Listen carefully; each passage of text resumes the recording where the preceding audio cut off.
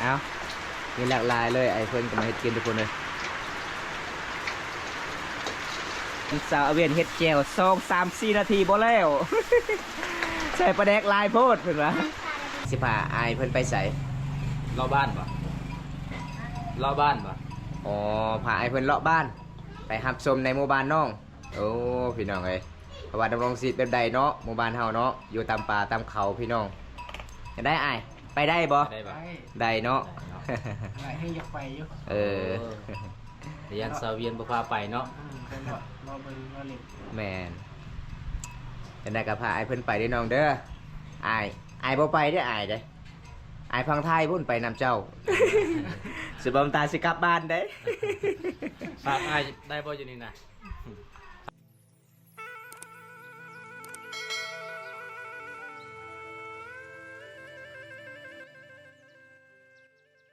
เอาหลังจากเฮามาลินมาแอนในบอลมีสัญญาณไอ้เพิ่นก็สิซ้อนอีกซาเวียนเฮ็ดกินทุกคนเลยเพิ่นเฮ็ดอีกเฮ็ดเรื่อยๆไปซาเวียนก็ยังบ่เป็นนี่พี่น้องเอ้ยมื้อนี้ซ้อนอีกพี่น้อง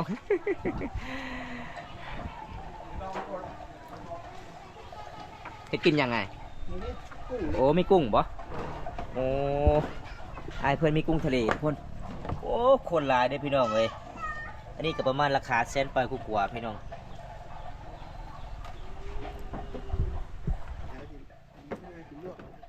ลูกเอาบ่โอ้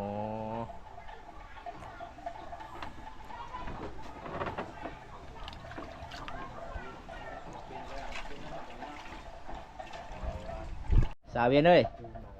จะเบิ่งเลยแม่ไอายเพิ่นเฮ็ดกินเจ้าต้องเฮียนฮู้น้ำกันไอ้ยังกับโอ้โห ลืมตลอดเนาะ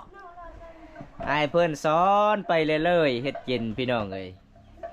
เพราะว่าสาวเวียนก็เป็นแต่ตำแจว อันนี้บ่จะหาว เป็นแต่ตำเจียว เออ เออ เอา อันนั้นอยากได้ดังกูว่า อยู่ในเอื้อนอย่างนี้อยู่ในเอื้อนทับผี อันนี้บวงเบิด บวงมด น้อยก็บวงใหญ่ก็บวงมดบ้านเฮาตำแจวเป็นเนาะโอเคสุดยอดแล้วตัวนี้ เจลซีฟู้ดเด้อเจลซีฟู้ดเด้อ บ่เป็นอีกแล้วอันนี้นะ เป็นบ่เดี๋ยวอาจสิสอนเด้อ จำแจว ตำแจวปลูกมาแต่ให้เฮ็ดให้ส่วนละปลูกเลยโอ้สำบายเนาะบ่ได้ซื้ออยู่ในเมืองเนาะ โอ้ยทุกคนเลยเบิ่งกินเป็นอิหยังก็ได้กินเก่งทุกคน แต่ละเทื่อคนไทยมาเยี่ยมมายามบ่คืออายเลยเด้ แม่นบ่คื อีหยังก็เฮ็ดกินได้ กินได้ ไอ้เพิ่นสิมาหลายทุกคนเลยของฝากของตอน ซาเวียน พี่น้อง เมื่อคืนนี้เจ้าบ่ได้กินบ่บ่ได้กิน โอ้ ไม่ได้กินหยัง กุ้งนี่นะบ่ได้กิน บ่ได้กิน แห้งเผ็ดแห้งใส่ เนาะสะเวียนเนาะ ตำมาขนมจีนเนาะเป็นซาเวียน ตอนนั้นแซ่บไปเลย ให้นอนได้บ่เฮือนเจ้า ได้เนาะ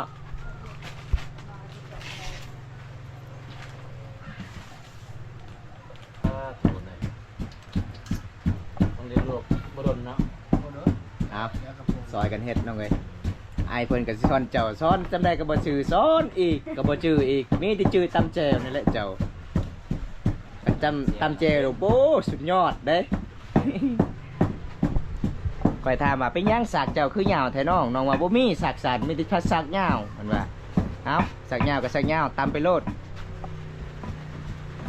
สุกเลยเนาะโอ้เมื่อวานนี้มันโดนโพดวันนี้ แมน มันจ้อยอีหลี ตามโดนโทษ โอ้มื้อนี้มามื้อนี้ได้กินกุ้งทะเลทุกคนเลยเมื่อวานนี้ก็กุ้งทะเลทีมงานเฮาหลายคนมามื้อนี้ทีมงานเฮา2 คน3กับไอเพิ่นพี่น้องเอ้ยเอาสำเร็จไอเพิ่นเฮ็ดกินพี่น้อง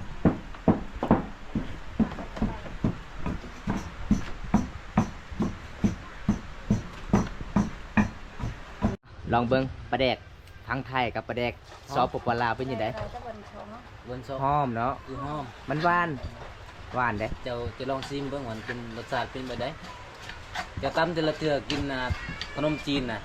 มีแต่ปลาเด็กเวียดอันนี้ปลาเด็กไทยเด้ อันนี้ปลาแดกไทยมันแซ่บมันหวานได้ปลาแดกของไทย อร่อยไหม กับปลาแดกบาบุมตา เฮ็ดมื้อนั้นปลาได้หนัวใส่อีก ใส่อีก เอานักสำใดใส่โลดใส่หลายแซ่บหลาย บ่ส้มป้าบ่ กระทู้ที่ทอด เออยังดิบบ่นี่บ่ไอ้ ไม่ดิบกับมันเขาหนึ่งมันสุกอะไรแต่ว่าเขาทอด อ๋อ ไม่เคยกินเลย บ่เคย ส่วนใหญ่มีแต่ปลาทูอยู่ห่านเนาะบ่แม่นแบบนี้กาดต้องเปิด เอามีหลากหลายเลยไอ้เพิ่นก็มาเฮ็ดกินทุกคนเลย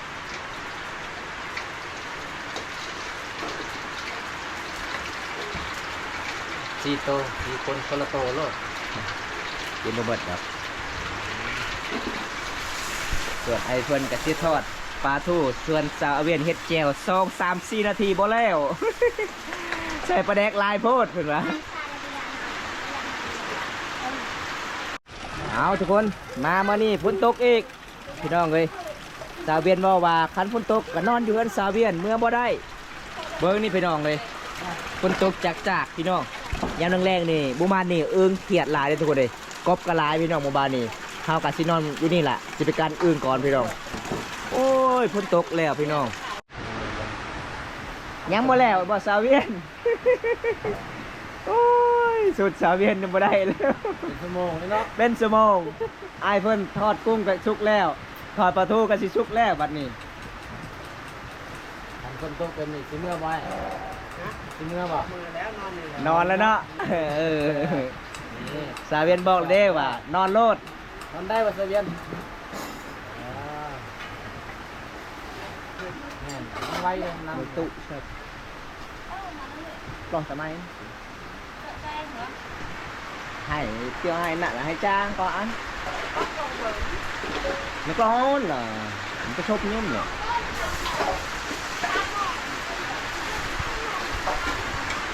เอาคนตกหามพี่น้องไงกลับบ่ได้แล้วทุกคนวันนี้ไปเที่ยวมืดมือวันนี้กลับกับบ่ได้เพราะว่าฝนตกบ่ให้กลับเด้ ก็เลยนอนบัดนี้โอ้ตามอีกเนาะยังบ่แล้ว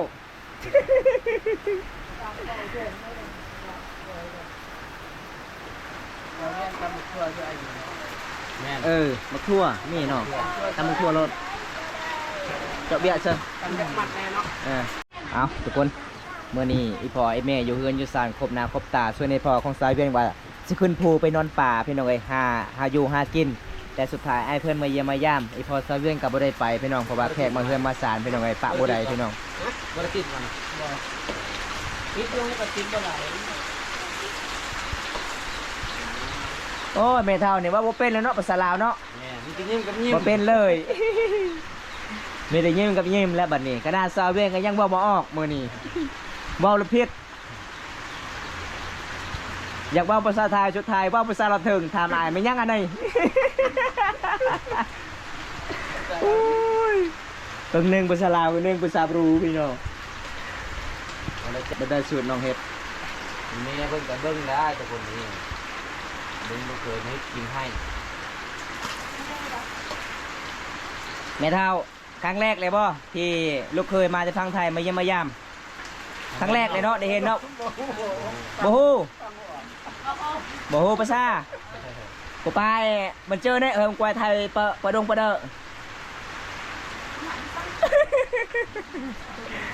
คิดตัวเปาะบ่ได้ กวายไทยเนี่ยภายในไม่เฮิม ภายในเขา เอ คน อ ได้เข่าจะเข่าคนไหน ไอแม่เพิ่นว่าครั้งแรกได้เห็นหนุ่มไทยมาถึงบ้านเฮา แม่ ส่วนไล่เห็นแต่บาบงตากับบ่าวกมาเนาะเออ โอ้คนตรงนี้มีทุกคนเด้อ โอ้ฝนตกจากทุกคนฝนตกหำพี่น้องเลยนี่แล้วกลับมาได้แล้วโอ้ยพี่น้องเลยเมื่อนี้ฝนตกกับประมาณ45-60พี่น้อง60เพราะว่าเฮากะสิกลับเมืองน้องกับประมาณ20ปลายกิโลพี่น้องเลยมันไกลเด้พี่น้องเส้นทางมันก็สิยากแน่เพราะว่าเฮากลับบ้านกะยันอยู่ห้วยสลอยมันข้ามบ่ได้พี่น้องวันนี้ฝนตกอีกทุกคนผมเป็นคือเจ้าได้ตำค่อยๆ เอาไอ้เพื่อนกับชิซอนลักลาเลยพี่น้องเลย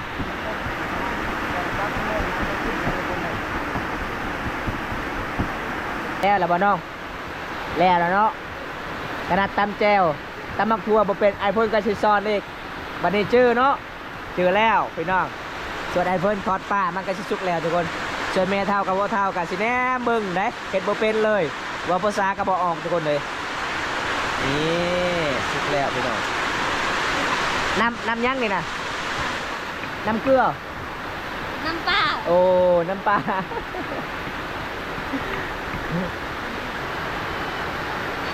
ที่ว่าบริสุทธิ์เนาะ บริซิมเลย ชิมแล้ว ชิมเบิ้งเอาไฟยังโบเห็นเลย เป็นจังไดอร่อยไหม โอ้แซ่บหลาย โอ้น่าอร่อยมากเลยพี่น้องไอเพิ่นก็สิเมื่อหลายพี่น้องเอ้ยมาเมื่อใดไอเพิ่นก็เฮ็ดกิน มาทางใดโอ้ยพี่น้องเอ้ยมีแต่อายอย่างเดียวเฮ็ดกินพี่น้อง ส่วนสาวเวียนก็มีแต่แนมเบิ่งแล้วเนาะให้กำลังใจเนาะ สาวเบียนให้กำลังใจตลอดอยู่ข้างๆตลอด แมน ระวังตกเด้อปลาอยู่หั่น โอ้ยน่าสิแซ่บเลยพี่น้องมื้อนี้ได้กินปลาเพีย เหียบักใหญ่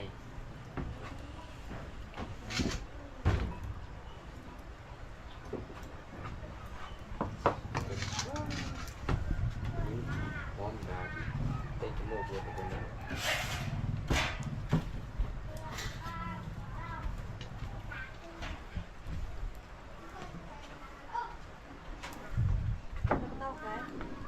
เต่าปืนเหรอที่เต่าปืน ตัวใหญ่เลยตัวใหญ่รถ บ่ใส่เงาใส่ต้มเออ อ้าวตอนนี้สาวเวียนก็เฮียนแล้วเนาะสาวเวียนเนาะสิเริ่มเป็นละบัดนี้ไอเพิ่นมาสอน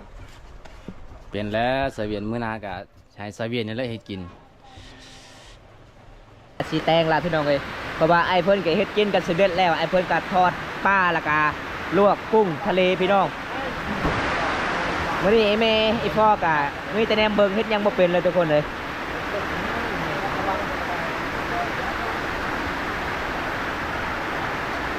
เรื่องไงปล่อยเนี่ยมาใส่เรียน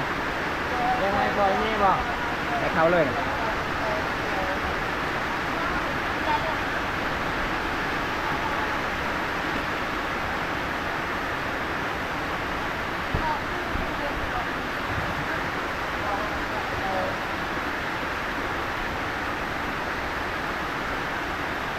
มาครัวจะได้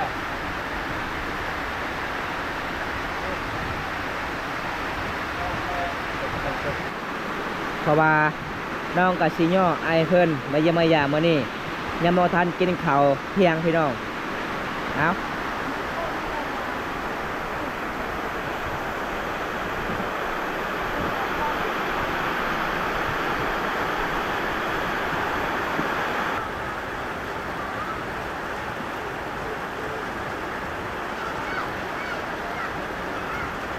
เอาทุกคนมื้อนี้มีอาหารแซ่บๆโอ้เบัดเท่านี้พี่น้องเอ้ยกลายแต่นี่ละมันคำสิเว้าพี่น้องไอเพิ่นมาเยี่ยมมายามมื้อนี้โอ้มีแต่อาหารแซ่บเลยทุกคนบ่ ยามบ้วย เอาสาวเวียนเอิ้น14ละลายคนนี่เด้อกินข้าวตอนเที่ยงมื้อนี้เนาะ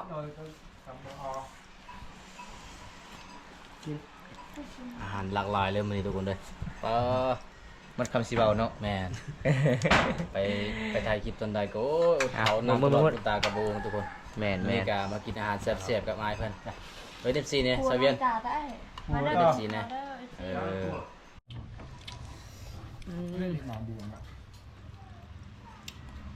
นี่พอบวง สด เอาละบ้าง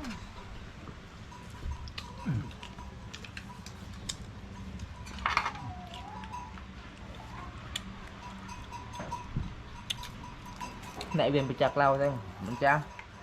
ลูกตาลเนี่ย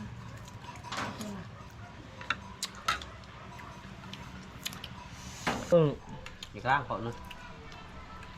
luôn bạn nặng cái tê nó hello ấy mà muốn ghi bật chuối để hello ấy hết rồi เดี๋ยวลอง bật hẹn bật chuối เดินไว้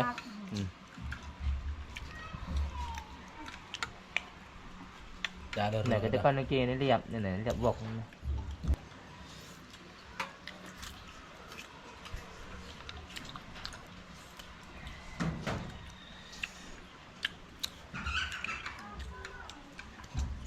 แอมดึง เข้าไป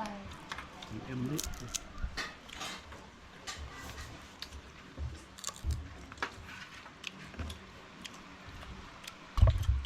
นี่นูจาบี อันงั้นมันจะโดนระเบิดกว่าให้จะเบะเพอๆขปุ่นจ่อยนะเอาตอนนี้อิ่มแล้วพี่น้องเฮาก็กินข้าวกินน้ำพี่น้องเว้ยเฮาก็มาเล่นแม่แอนอยู่หันสาเวียนพี่น้องไปกับอาเพิ่นคือเก่าได้สาเวียนอิ่มบ่แซ่บบ่แซ่บเนาะฝีมือไอเพิ่นเนาะไอเพิ่นเก่งหลายเด้ เพิ่นทำเมนูอิหยังก็เป็นพี่น้องเอ้ยคันคนผู้อื่นมานี่โอ้ยเฮ็ดหยังบ่เป็นพี่น้องเอ้ยเพิ่นว่าเมื่อยแต่ไอเพิ่นก็สู้พี่น้องเอ้ยมาเยี่ยมมายามสาวเวียนถึงกันถึงซานพี่น้องเอ้ยมื้อนี้ก็เฮาก็มาเป็นรอบที่สองหรือว่าเป็นมื้อที่สองพี่น้องเดินทางมาหลายกิโลพี่น้องเอ้ย2คนเฮาสาวเวียนหลังจากเฮากินข้าวกินน้ำแล้วตอนนี้น้องสิพาอายเพิ่นไปไส รอบบ้านปะรอบบ้านปะ อ๋อพาไอ้เพิ่นเลาะบ้านไปหับชมในหมู่บ้านน้องโอ้พี่น้องเอ้ยเพราะว่าดำรงชีวิตแบบใดเนาะหมู่บ้านเฮาเนาะอยู่ตามป่าตามเขาพี่น้องจะได้อ้ายไปได้บ่ ได้ปะ ได้เนาะ อะไรให้อยากไปอยู่ เออ เรียนสาวเวียนบ่พาไปเนาะ ไปรอเบิ่งรอเล่น แม่นจะได้ก็พาไอ้เพิ่นไปเด้อน้องเด้ออ้ายบ่ไปเด้ออ้ายเด้ออ้ายพังไทยพุ่นไปนำเจ้า สิบ่มตาสิกลับบ้านเด้ ฝากอายได้บ่อยู่นี่นะฝากดูแลอายอยู่นี่เด้อ เออ เฮ็ดแฮวอยู่ในป่า โอ้มันติดอ่ะ เออ สัตว์สปานยังหลายเนาะยังหลาย เดี๋ยวบ่ได้กินก็เอาไปขายซ้ำ ขายมีเงินเนี่ย โอ้ ขายเบิด เสียดายเลยมาจังหวะข่อยอยากค่ะ เออ กินนะ กินกันเนาะจ้ะ เอามาของปลาเลย โอ้แนวนี้เนาะ โอ้ตัวนี้แหละถึงนะ อืม โอ้ยูเซอร์เนาะเซนตวนีเนาะ เออ โอ้มันเป็นสวดสลิงเด้อยู่เด้ เออ แม่ ห่างจังได๋อ่ะข่อยเฮ็ดจังได๋ หานจะได้บ่ แบบได้วิธีนะ บ่ได้ห่างให้มานั่นน่ะ เออวิธีไม่เอเชยนั่นนี่ อืม เออใหญ่ประมาณซ้ำนี่ป่ะ ทำนี่แหละใหญ่ โอ้ หัดหัวมันบ่หัดคอมันบ่ เต้นนะ โอ้ตีน หักตีน ถือตีนถือขา โอ้มันก็ดึงขึ้นเลย ดึง บ่ ขึ้นนี่ อืม ดูเลย โย มีไม้ห่างอีกบ่ ไม่แล้ว โอ้ เออ ต้องคุดคุมเนาะ อืม อืมพี่น้องเลย อันนี้ก็กันเจ้าบ่มาเฮากำลังเดินทางแล้ว อ๋อเดี๋ยวขึ้นภูต่อ ขึ้นภูต่อเลย โอ้ ได้เรื่อยบ่ได้บ่ อ๋อบ่ได้เลย2-3มื้อเทื่อนึง 2-3 มือไปจอบทีนึง อืม บางทีก็มานก็ฟานหมูปลา นี่ผมขอจะไปเนี่ยใช่ โอ้สิเกียมไว้แล้วอองเอาแล้วเนาะฮอตพูเนาะ เออไว้เจ้ากำลังมา ชายเวียงก็ไปพูกันบ่สิไปเพชรแห้วกันบ่บ่มีแต่ไปหาเบียร์ลายเนาะเจ้าเนาะไอโหหรือบ่เบียร์ลายนะ โอ้สาวเวียนปลูกแล้วจังหน่อยให้สาวเวียนไปเบิ่งเนาะสาวเวียนเนาะจะปลูกบ่จะวางมื้อนั้น โอ้บ่ เอ้ยแต่ก่อนมันหลาย อ๋อใหญ่เลยบ่มันใหญ่เลยจักโมองตอนนี้นะน้อง4 โมงแล้วเนาะพอดีแล้วเนาะตักน้ำตักในยามโรงแรงเนาะเพราะว่าหมู่บ้านน้องก็คันไปตักยาม5 โมงก็คือญาติกันเนาะบางคนก็สิอาบน้ำบางคนก็สิตักน้ำกินทุกคนเพราะว่าตอนนี้ก็20 คนแล้วเฮาสิพาไอ้เพิ่นไปรับชมวิถีชีวิตสาวลาวหมู่บ้านนี้เป็นจังได๋อ้ายไปได้บ่ ได้ ได้เนาะ สิพาอายเพิ่นไปบ่สาวเวียนส่วนอายเพิ่นดูไปบ่อาย ไป ไปบ่ เราก็สิไป บ่ชวนเดี๋ยวว่าไป ไปช่วยกันไปเอาทุกคนเลยไปสาวเวียน สิเกียมละวันนี้ ไปสาวเวียน พอเวลาเลยทุกคนเลยเอากระสิกลับบ้านละมันสิคำ